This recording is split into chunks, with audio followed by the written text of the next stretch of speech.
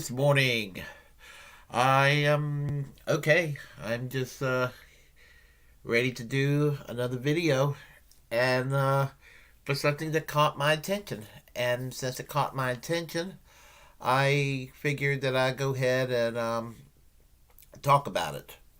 And we're talking about no other than, well, for starters, we all knew that on October the 18th, Colin Powell passed away. He passed away from COVID complications.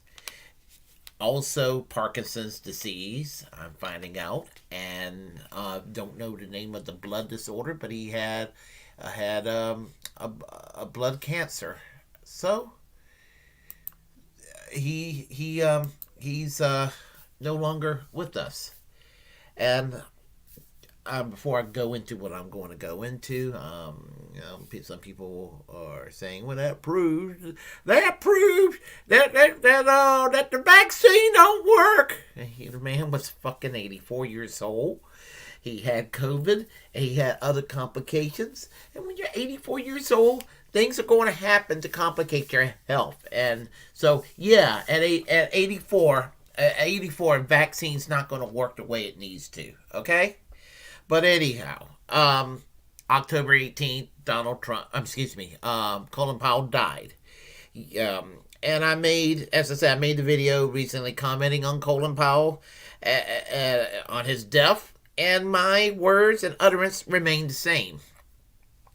Yesterday, however, Donald Trump managed to make it on the news again, but this time commenting on Colin Powell's death. And I think that what we need to do is to watch what all the hubbub's about, and I'll comment afterwards. Former President Trump has a long list of insults he's hurled at other people, but his latest has even some of his supporters shaking their heads, while every other living former U.S. president remembered the late General Powell with praise. Mr. Trump took a different approach. The nation was united in mourning for the death of an icon, Colin Powell. But President Trump startled many Americans today, issuing a statement that dripped with sarcasm. Wonderful to see Colin Powell, who made big mistakes on Iraq and famously so-called weapons of mass destruction, be treated in death so beautifully by the fake news media. Hope that happens to me someday. Trump may have thought he was being nice when he ended the statement this way. He made plenty of mistakes, but anyway, may he rest in peace.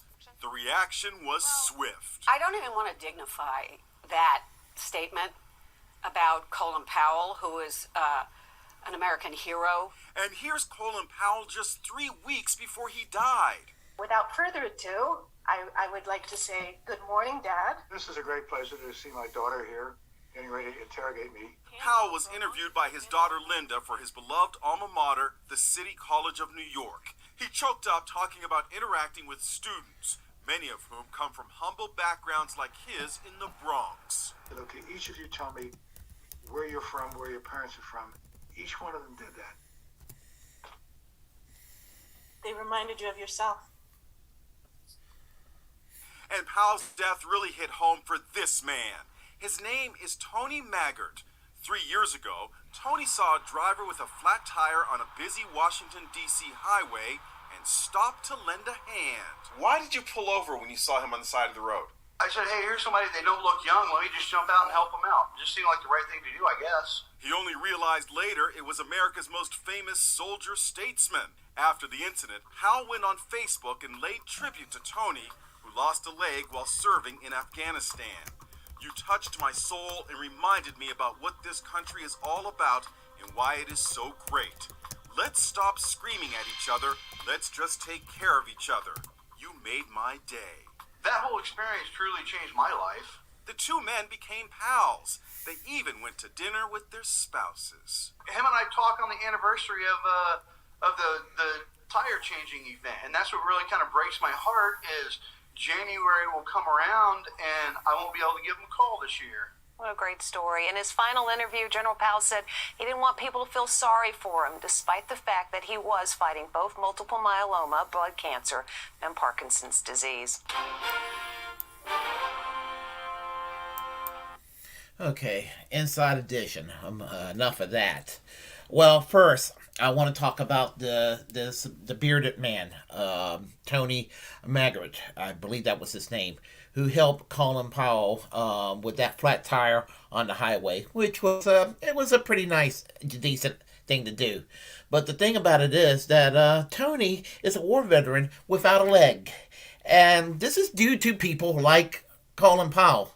So maybe he's very saintly for doing this, in spite of people like Colin Powell being the cause of his leg being lost. Didn't have to be that way, but there's a lot of people who have missing limbs and their lives are fucked because of a war abroad by our U.S. government. So let that sink in for a minute, for starters. But yeah, it was Donald Trump an asshole for his words about Colin Powell? On the surface, yeah, he was an asshole about it. But here's the thing: Donald Trump himself is a war criminal, but he's not wrong on his words about Colin Powell.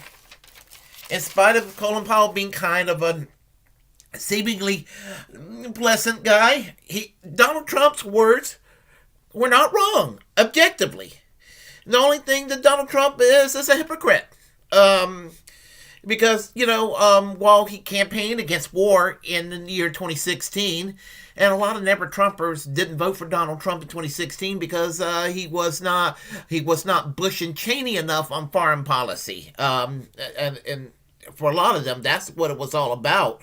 How many more countries can they drone and bomb and put sanctions around and bully? Let's take a look at Trump's record when he wants to sit there and call Colin Powell a neocon. Drone strikes have increased under Trump. Bullying of Venezuela under Donald Trump. Bullying of Cuba. What few good things Obama did to ease travel restrictions and relations between the United States and Cuba. Well, Donald Trump came in and reinforced all that shit right back in. Like the backwards asshole he is. And let's see, the Iran peace treaty. The only good thing on foreign policy, actually even better than the Cuba thing that Obama did, was the peace treaty with Iran. The very reason why Iran would eventually, if the United States wouldn't have pulled out of that treaty, Donald Trump did, just to appease evangelical Christians and neocons who wants to saber rattle and try to start a war of Iran. Had they kept that treaty in place from the Obama years, I can guarantee you Iran will probably lose interest in nuclear weapons manufacturing. I can guarantee you that Iran would actually acclimate and become pretty much a friend of the West. It would become a Western democracy. It was headed that way. Trump's policies did the very opposite. Let's see, what else? Arms sales to Saudi Arabia, which, some people call it business as usual. I call it Tuesday. But the thing about it is that arms sales to Saudi Arabia. And what was the result of arms sales to Saudi Arabia? Weapons and assisting Al-Qaeda in Yemen, a genocide going on in Yemen, and Saudi Arabia committing acts of terrorism against the West, and we go and beat up on Iran that hardly does anything against the West in comparison. Let that sink in for a minute. And his non-withdrawal from Afghanistan under Donald Trump's presidency. So he has a lot in common with Colin Powell. Now, when it comes to Joe Biden, yeah, he said there was not going to be any fundamental changes. And in a lot of ways, not for the reason that the right would say it, but I'll say it. Let's go Brandon, let's go Brandon, let's go Brandon. But from the left, I say that. But, hey, Joe Biden pulled out of Afghanistan. What the fuck did Donald Trump do? Became a cuck for the damn establishment Republicans and the neocons or what have you. I suppose he had to go and try to make peace with them or what have you, and sometimes he may have broken from that broken ranks with them.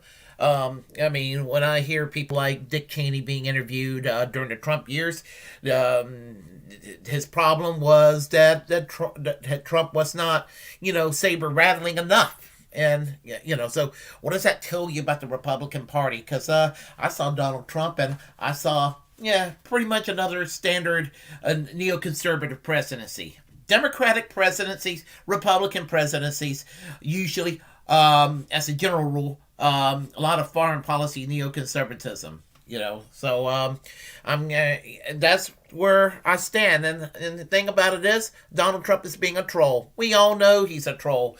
I'm not a bit surprised Donald Trump said it. I mean, it's his mean tweet without it being on Twitter, because he's not allowed on Twitter. But anyway, that's just my take on this. And if you like what you heard, press like and comment. If you disagree, well, comment anyway. We'll have a conversation. Feel free to share the content on this channel. As a First Amendment absolutist, it's my duty to inform you to create your own platform and utilize it, because we are, in fact, the muckrakers of our time. And let's see. Feel free to subscribe to this channel. And feel free to subscribe to this channel. And until next time, I have a new feature here online right now. I'm trying to make my channel more relevant. So you saw the little introduction thing there. So what I'm going to do is I'm going to end this with a little bit of music. And it's free music from YouTube, so I will go and give proper credits when credits are due. So I try to entertain as well as inform. So alrighty, here we go, and take it easy. And yes, nope, not a commercial. Sorry folks. I'm trying to get this thing right. Here we go. So, anyway, take it easy.